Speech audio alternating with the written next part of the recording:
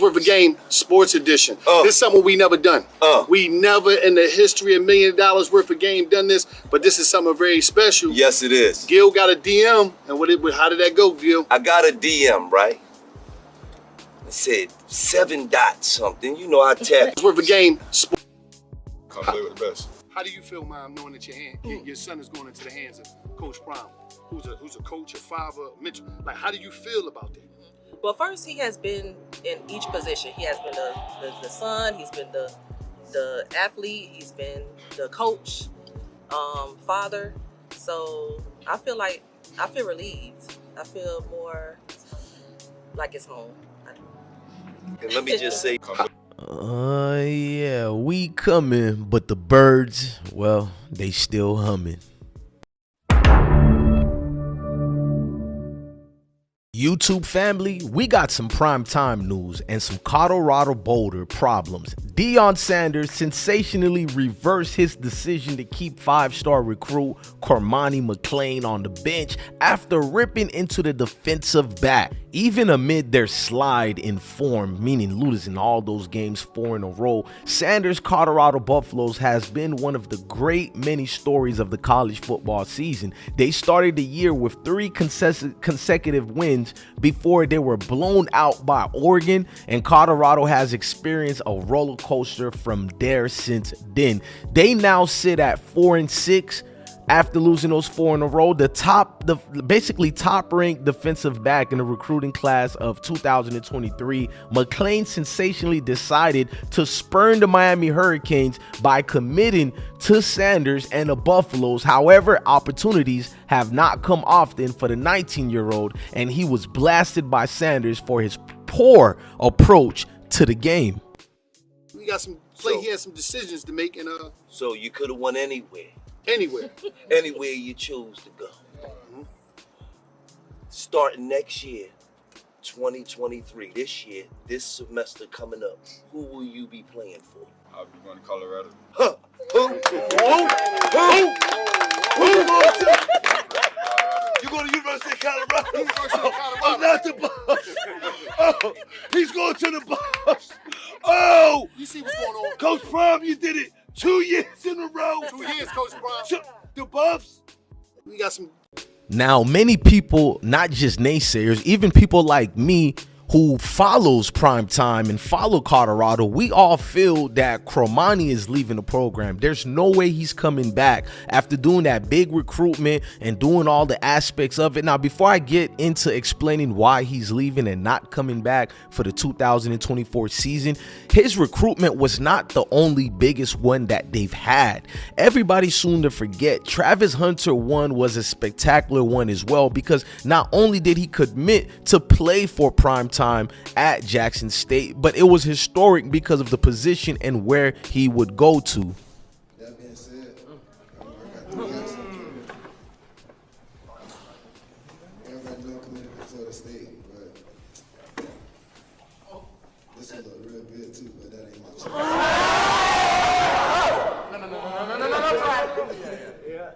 This will look real good too, but I'm gonna say that for later. I like this one. It fit me well, but that ain't who I want to be. It's always been on my mind. But check me out, Mom. Go get that hat.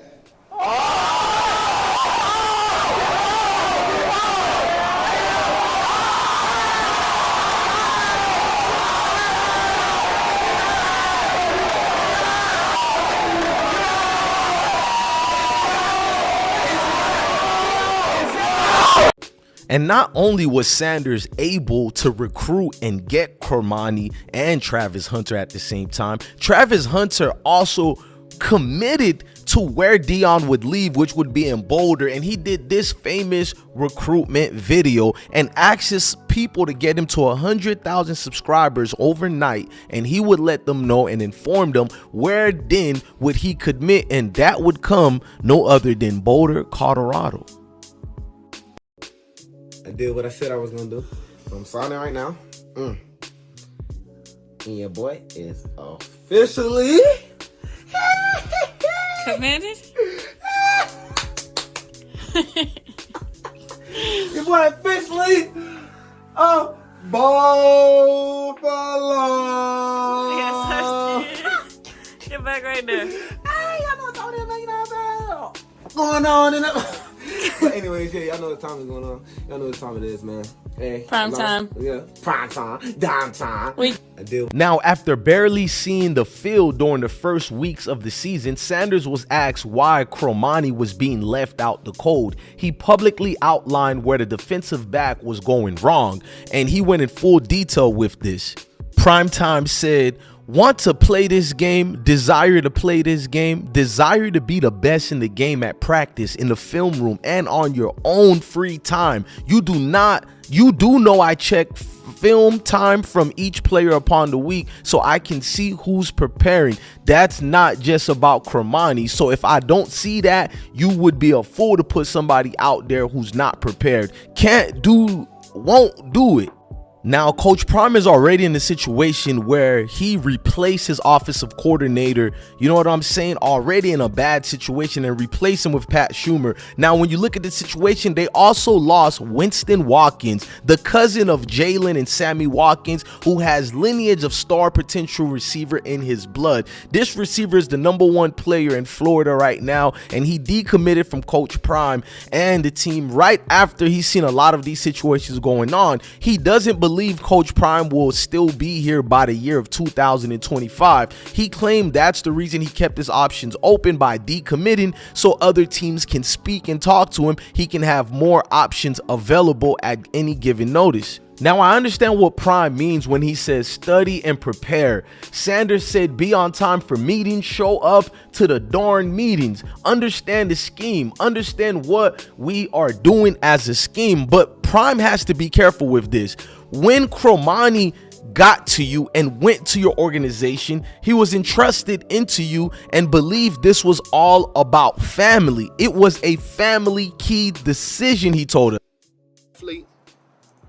Like him, it's the whole family that put this together. It wasn't him by himself. It was days where it was hard for him. It was days when they try to figure out things, because we come from a place that the world forgot about. We come from the bottom. And when you come from the bottom, you need people that can relate to that. When you say, you know, I'm gonna pass my son off, I want him to be in great hands, you know, because we come from a family tradition. We come from extraordinary people that went through extraordinary struggle. So sometimes when we ready to pass our children off, we got to pass them and put them in hands of people that understand that struggle. And, you know, so... Inheriting Cormani is a gift and a curse, because you're going to have a lot of 5-star recruits and 4-star recruits, top echelon star receivers or skill players of all the assess are looking at this right now. They're looking at the promises that were made. They're looking at the leadership that was made. No matter how much we love Deion and we love Colorado, we have to be honest. These things are publicly being announced. These things are having the players to be ridiculed, to be feast and free play amongst the pigs and vultures out there waiting to pick apart and lower their values in the NIL deals. Because right now, Cormani is not seen as a star recruit anymore. He's not seen as talent. He went to Colorado to be part of Prime and be the next Hall of Famer. What made you choose Colorado? He was the best DB, so he is my inspect where I'm at now. I play corner, so I would want to go to Jersey too, where he at in his position, his shoes in the same place. So I want that too. Come play with the best. How do you feel, Mom, knowing that you're... Now, Cormani had impressed against USC, but was swiftly benched by Deion Sanders. On Saturday against Arizona, Sanders finally put McClain back in the starting lineup, while the Buffaloes fell 34-31 to the Wildcats. McClain will be pleased to give basically back his coach trust. He wants to win his coach trust. If you ask me, the 5-star freshman has had a very strange start to his college football career. He responded to Sanders' public lashing with a breakout performance against the USC Trojans, but poor play in the first quarter against Arizona State, his first start in college football, basically saw him benched, where he remained for the losses to Stanford, UCLA, and Oregon State of all things. Despite the difficult last few games, Sanders has captivated the college football world in 2023. The Pro Football Hall of Famer was brought to Colorado to turn the Buffaloes around, as the team's 1-11 record in 2022, and it was the worst since 2012. Even with Colorado's boasting a losing record, Sanders had certainly turned the program around. The 4-6 Buffaloes travel to face the 1-6 Washington State Cougars in their next contest on Saturday, November 18th. And I'm gonna say it like this: if they lose that game Saturday, then you would have to look at the Prime situation as not a failure, but an underachieving situation, because I'm not acting like they're supposed to go undefeated. If you support this team, you have to be honest. They have lost games that they should have never lost. Whether you think it's a plant amongst them, a Judas amongst their circle, or whether you think players are not working hard enough, there are ways that Deion Sanders went about a few things that shouldn't have been publicly, because now this might start a domino effect of other recruits leaving. We shall see in December 24th, when recruitment is open up, how many people will have left after the things that have transpired during those outings and situations at Colorado. Look, I'm all for this team to win and succeed and exceed or whatever, but you took that young man to your position on that team. You brought Cormani along for the ride. You gave him the glitz and the fame. So to do this publicly and bash the kid the way you have, I'm not out here to cry foul or anything like this. I'm from an era where this is cupcake, you know what I mean? But that's why I'm bringing it up. This is not our generation of football players. These are new group of entitled players who have been given everything. So now that you have accosted this young kid and said the things you have said publicly, will that tarnish his reputation? Will that hurt his NIL value, valuability, or whatever you want to call it? What will happen for the next group of recruits who are coming in for the 2024 year? Will they look at this as Coach Prime being a prima donna coach? What I mean by a prima donna, I don't think he's one, but he gets all the attention because of who he is. Will other players look at that as something that can hurt their value as far as going to the NFL as well? Because most of these kids could care less about Hall of Fame talent teaching them. They really believe, since they were in Pop Warner days, that they're the best of the top echelon of their class amongst their peers. So I don't think it gives them great news to go to Colorado when they're seeing the things going on. I root for this team. I'm for Deion Sanders, but we have to call out the things that are needed to be called out. Look, you guys tell me in the comment sections how you feel about all this. Do you think things are going to come crashing down? Do you think recruits like Winston Watkins is correct about Prime leaving Boulder in 2025? Because there's a lot of gossip and things going on out there right now, and I think we can just stay tuned and I'll keep you posted. But let me know your thoughts and opinions in the comment sections, because there are going to be people there that are mad, but I'm non-biased on this platform. You can like somebody and tell the truth at the same time. Love your family, love your kids, and stay blessed.